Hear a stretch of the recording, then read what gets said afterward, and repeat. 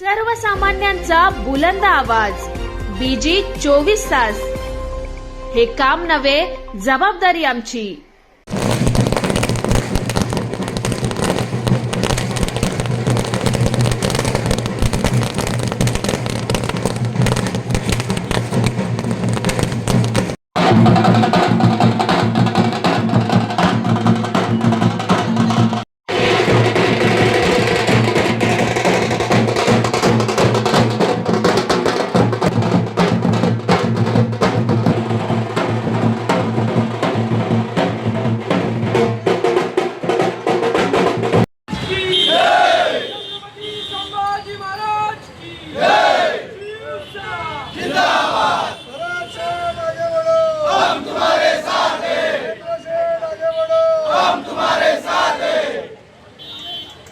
शिवाजी महाराज की जय। जय भवानी, जय शिवाजी।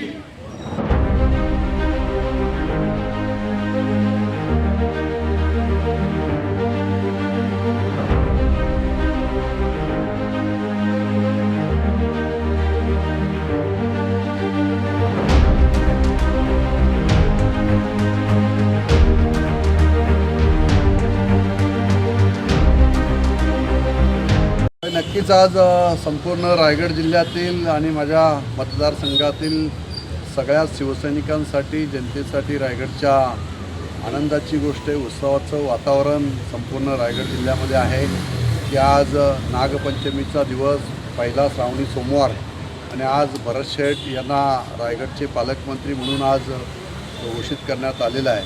त्यामुळे संपूर्ण रायगड जिल्ह्यामध्ये आनंदाचं वातावरण आहे।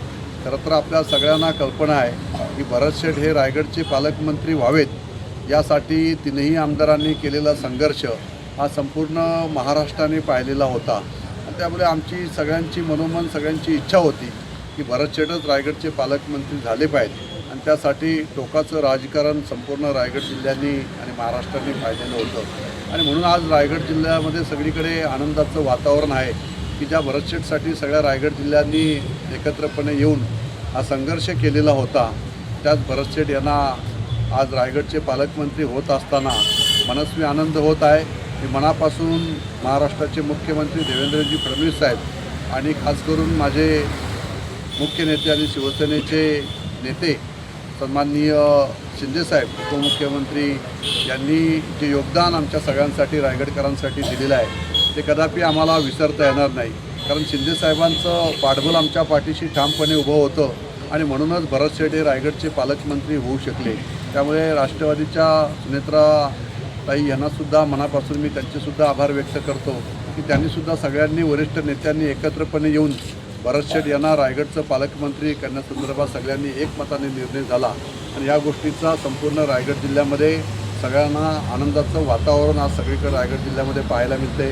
आज आपण पाहत आहे की कर्जतमध्ये सुद्धा या ठिकाणी फटाक्यांची आतषबाजी करण्यात आली, कार्यकर्त्यांनी घोषणा देऊन या ठिकाणी जल्लोष केलेला आहे। हा जल्लोष फक्त भरत शेठ हे रायगडचे पालकमंत्री झाले आणि खऱ्या अर्थाने रायगडच्या विकासाला गती देण्याचं काम आता भविष्य काळामध्ये आम्ही सगळेजण एकत्रपणे येऊन करू, असं सगळ्यांना या ठिकाणी सांगतो। नक्कीच भरत शेठ हे रायगडचे पालकमंत्री झाल्यामुळे आम्हाला जी कामे आता आमची प्रलंबित होती, DPDCच्या माध्यमातून असतील, जिल्हा नियोजनची जी कामे आहेत, या संदर्भात संपूर्ण रायगड जिल्ह्यामध्ये जिल्हा परिषद असेल, या सगळ्या माध्यमातून ज्या स्वायत्त संस्था आहेत यांच्या माध्यमातून रायगडच्या विकासाला गती देण्यासाठी जी कामे प्रलंबित असतील ते अधिक वेगाने कशी होतील, मुख्यमंत्र्यांशी चर्चा करून, उपमुख्यमंत्र्यांशी चर्चा करून रायगडला जास्तीत जास्त निधी कसा आणता येईल यासाठी भरत शेठ प्रामाणिकपणे काम करणारं नेतृत्व आहे आणि गरिबांचा दाता आहे, गरिबांचा नेता आहे।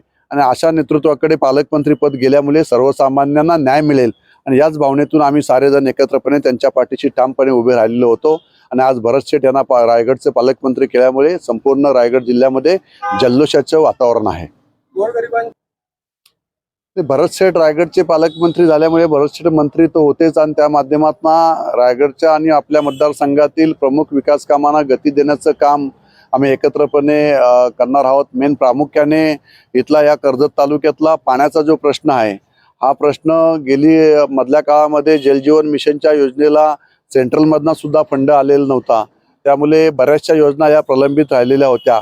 या साऱ्या योजनांना जो निधी आपल्याला लागणार आहे तो केंद्र शासनाकडनं आणि राज्य शासनाकडनं हा निधी एकत्रपणे उभा करून सगळ्या योजना ज्या प्रलंबित राहिलेल्या आहेत या योजना कर्जत तालुक्यातल्या पूर्ण केल्या जातील आणि प्रत्येक गाव प्रत्येक घरामध्ये त्या ठिकाणी पिण्याचं स्वच्छ पाणी कसं मिळेल हा प्रयत्न त्या ठिकाणी आम्ही करणार आहोत.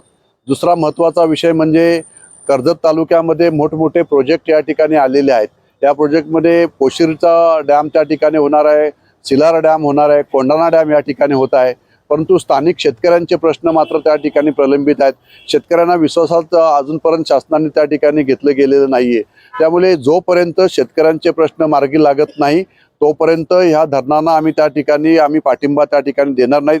त्यामुळे पालकमंत्री आमचा असल्यामुळे या ठिकाणी आता बैठक घेऊन हा प्रश्न आपण त्या ठिकाणी मुख्यमंत्र्यांशी चर्चा करून माझ्या स्थानिक शेतकऱ्यांचा पहिला प्रश्न सोडवावा अशी भूमिका आमची त्या ठिकाणी राहील. त्यानंतर टोरंट सारखा प्रोजेक्ट या ठिकाणी आलेला आहे. या ठिकाणी सुद्धा टोरंटमध्ये बरंचसं ॲक्विजिशन त्या ठिकाणी होणार आहे. तर स्थानिकांना हवा असणारा रेट शासनाने त्या ठिकाणी देवा. टोरंट हा या ठिकाणी बिझनेस करण्यासाठी आलेला आहे. असं नको व्हायला की जसं मागच्या वेळेला पुन्हा एकदा ईस्ट इंडिया कंपनी आली आणि ती पुन्हा एकदा त्या ठिकाणी इंग्रजांचं राज्य करून त्या ठिकाणी गेली.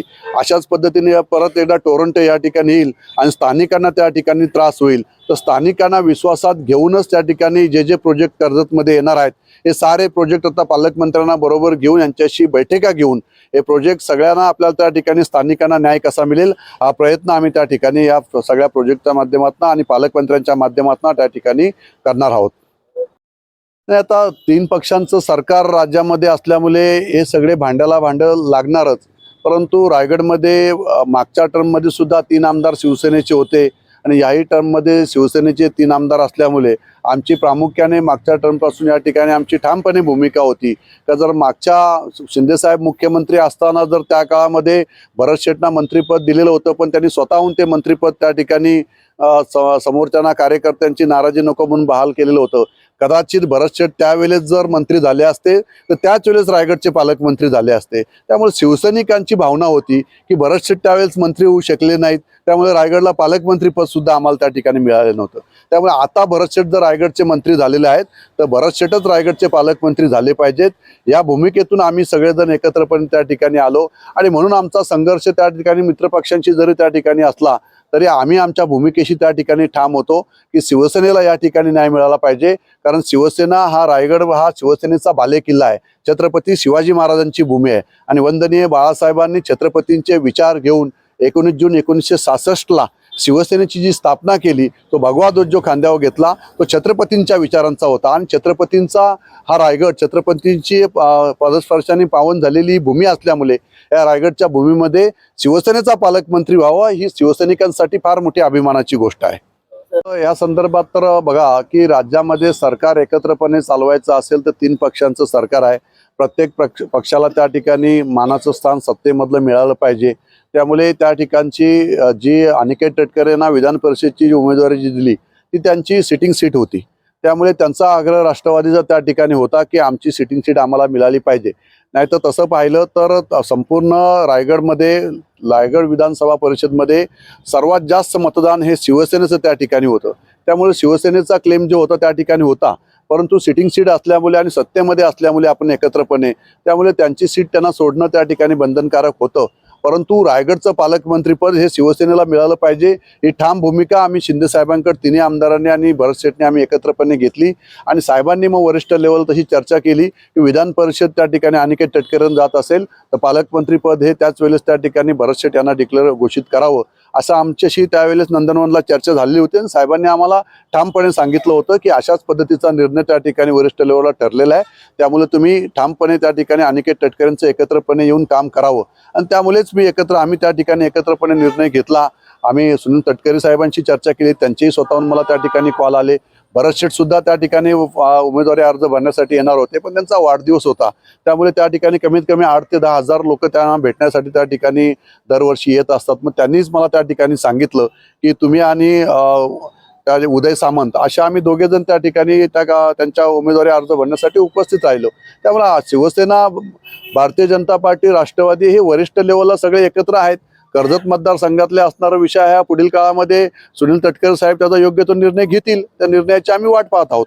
तरच आम्ही भरत शेट यांना रायगडचं पालकमंत्रीपद मिळाल्यामुळे त्यांचं कर्जतमध्ये या ठिकाणी नागरी सत्कार आम्ही त्या ठिकाणी ठेवणार आहोत. शिवसेना भाजप असं आम्ही एकत्रपणे राष्ट्रवादी आले बरोबर तर त्यांनाही बरोबर त्या ठिकाणी घेऊ.